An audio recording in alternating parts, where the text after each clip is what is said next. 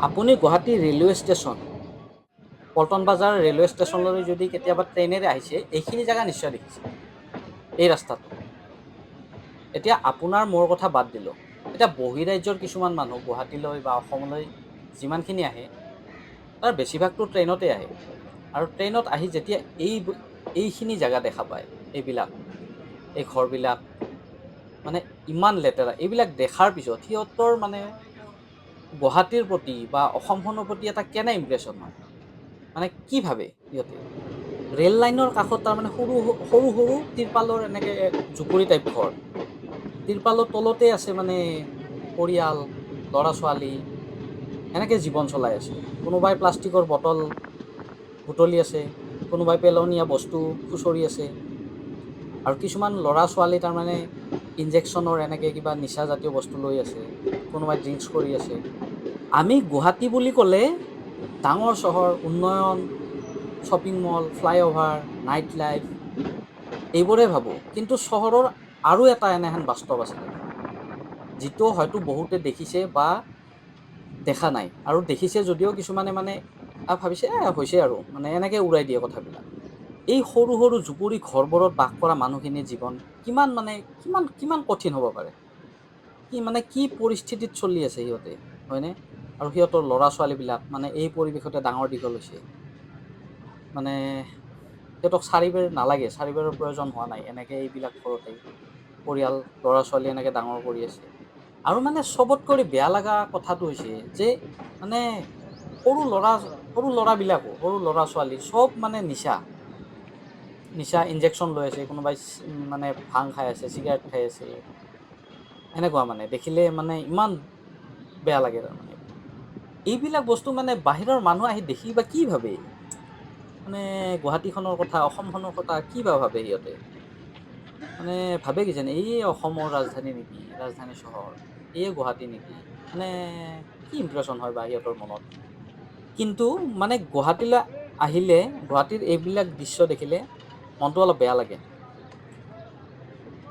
মানে আশা কৰোঁ যে এইবিলাক এদিন চাফা হওক, ৰে'ল লাইনৰ কাষৰ ঘৰবিলাক ইয়াৰ পৰা উঠি যাওক, বেলেগ জেগাত সিহঁতে সংস্থাপন লওক, মানে ৰাস্তা অন্ততঃ এইবিলাক চাফা হওক। আৰু মানে এইবিলাক যাতে বাহিৰৰ মানুহে দেখি মানে বেয়া ইমপ্ৰেশ্যন এটা হ'ব নালাগে, এইবিলাক মানে চাফা হ'ব লাগে। একচুৱেলি আমাৰ গুৱাহাটীখন বা আমাৰ অসমখনটো ইমান লেতেৰা নহয়, বা এনেকুৱা কেতিয়াও নহয়। আমাৰ অসমখন পাহাৰ, নদী, চাহ বাগিচা, তাৰোপৰি আমাৰ অসমৰ মানুহবিলাক ইমান ধুনীয়া, ইমান ভাল। তো এইবিলাক মানে ইয়াৰ পৰা নোহোৱা কৰিব লাগে, আৰু যাতে মানুহে বাহিৰৰ পৰা আহিলে অন্ততঃ ভাল বুলি এটা ক'ব পাৰে যে অন্ততঃ গুৱাহাটীখন চাফা, এনেকে ক'ব পৰা হ'ব লাগে।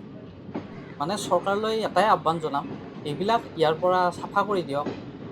ৰেলৱে ষ্টেচনৰ ওচৰতে, ৰেলৱে ষ্টেচনত লাগি আছে এইবিলাক, ইয়াৰ পৰা গুচাই দিয়ক, ইয়াৰ পৰা বেলেগত ক'ত মানে কি কৰি দিয়ে দিয়ক। আৰু মুঠতে এইবিলাক চাফা হ'লে ভাল লাগে আৰু, মানে খুব বেয়া দেখে একদম, মানে কি ক'ম আৰু, চাফা হ'লে ভাল লাগে। আৰু অন্ততঃ বাহিৰৰ মানুহে ক'ব পাৰে যে গুৱাহাটীখন ধুনীয়া, অসমখন ধুনীয়া। তো এইখিনিয়ে মানে অসম মানে গুৱাহাটীখনৰ অলপ মানে সৌন্দৰ্য বৰ্ধনত বাধা, মই ভাবোঁ। তো এয়াই চৰকাৰলৈ এটা আহ্বান, এইবিলাক বস্তু অলপ চাফা কৰি দিলে ভাল হয়। তাৰ উপৰিও আৰু এটা কথা কওঁ, ইয়াত যদি আপুনি ধৰক কিবা কাৰণত ভিতৰত সোমাই ভিডিঅ' কৰিব যায় সিহঁতক, বা কিবা ক'বলৈ যায়, মানে সিহঁত কিন্তু একদম মানে খেদি আহে। আপোনাক না ভিডিঅ' কৰিব দিব, না সিহঁতক কিবা মাত মাতিব দিব। মানে কিছুমান ইমান উগ্ৰ ল'ৰা ছোৱালী থাকে ইয়াতে, আপুনি একো ক'ব নোৱাৰে, তাৰমানে আপোনাক খেদি আহিব।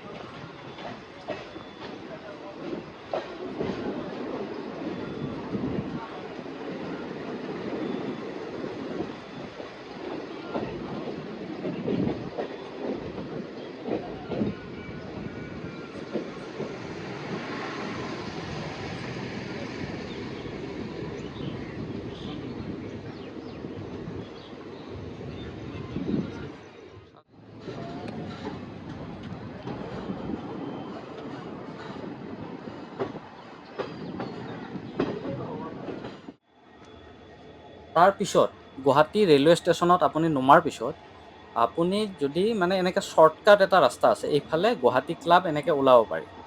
মানে বহুত মানুহে এইফালেদি অহা যোৱা কৰে। ৰাস্তাটো চাওক, মানে এইবিলাকৰ ওপৰেদি আহিব লাগিব। আৰু এই ৰাস্তাটো চাওক, এইবিলাক মানে ৰাস্তাতে এনেকৈ দি থোৱা আছে।